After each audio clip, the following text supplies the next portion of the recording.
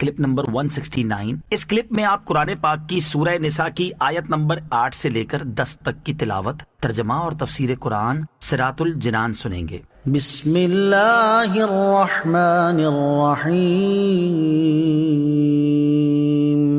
ترجمہ، اللہ کے نام سے شروع جو نہایت مہربان رحمت والا ہے۔ وَإِذَا حَضَرَ الْقِسْمَةَ أُولُو الْقُرْبَى وَالْيَتَامَى وَالْمَسَاكِينُ فَارْزُقُوهُم مِّنْهُ وَقُولُوا لَهُمْ قَوْلًا مَّعْرُوفًا۔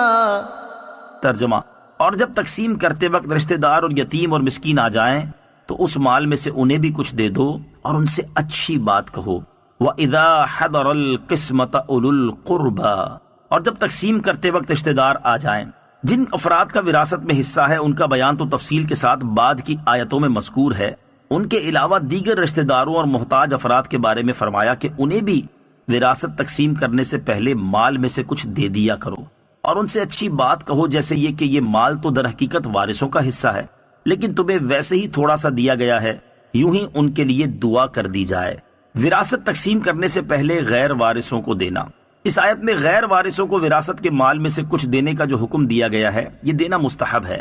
امام محمد بن سیرین رحمۃ اللہ تعالی علیہ سے مروی ہے، حضرت عبیدہ سلمانی رحمۃ اللہ تعالی علیہ نے میراث تقسیم کی تو اسی آیت پر عمل کرتے ہوئے ایک بکری ذبح کروا کر کھانا پکوایا، پھر یتیموں میں تقسیم کر دیا، اور کہا اگر یہ آیت نہ ہوتی تو میں یہ سب خرچہ اپنے مال سے کرتا۔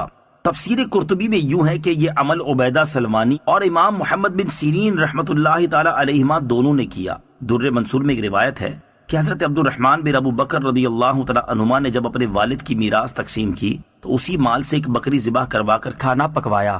جب یہ بات حضرت عائشہ صدیقہ رضی اللہ تعالی عنہا کی بارگاہ میں عرض کی گئی تو انہوں نے فرمایا عبد الرحمن نے قرآن پر عمل کیا۔ اس مستحب حکم پر یوں بھی عمل ہو سکتا ہے۔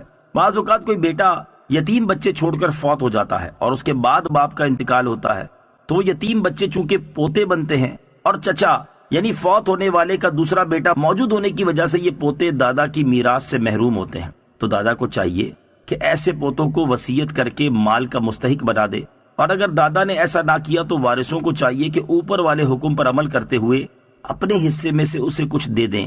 اس حکم پر عمل کرنے میں مسلمانوں میں بہت سستی پائی جاتی ہے، بلکہ اس حکم کا علم ہی نہیں ہوتا۔ البتہ یہ یاد رہے کہ نابالغ اور غیر موجود وارث کے حصے میں سے دینے کی اجازت نہیں۔ وَلْيَخْشَ الَّذِينَ لَوْ تَرَكُوا مِنْ خَلْفِهِمْ ذُرِّيَّةً ضِعَافًا خَافُوا عَلَيْهِمْ فَلْيَتَّقُوا اللَّهَ وَلْيَقُولُوا قَوْلًا سَدِيدًا۔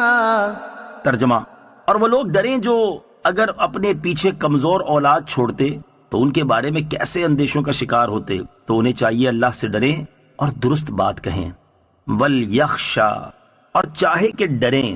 یتیموں کے سرپرستوں کو فرمایا جا رہا ہے کہ وہ یتیموں کے بارے میں اللہ تعالیٰ سے ڈریں اور ان کی یہ سمجھ کر پرورش کریں کہ اگر ہمارے بچے یتیم رہ جائیں اور کوئی دوسرا ان کی پرورش کرے تو وہ کیسی پرورش چاہتے ہیں، تو ایسی ہی پرورش وہ دوسرے کے یتیموں کی کریں۔ یہ آیت کریمہ اخلاق کی بہترین تعلیم ہے۔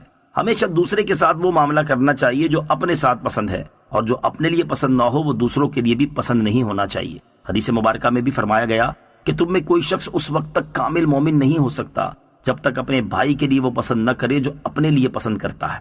لہٰذا یتیموں کے سرپرستوں کو چاہیے کہ وہ یتیموں کے بارے میں اللہ تعالیٰ سے ڈریں اور ان سے اچھی اور صحیح بات کہیں۔ مثلاً یہ کہ تم فکر نہ کرو، ہم بھی تمہارے باپ جیسے ہیں، تمہیں پریشانی نہیں آنے دیں گے۔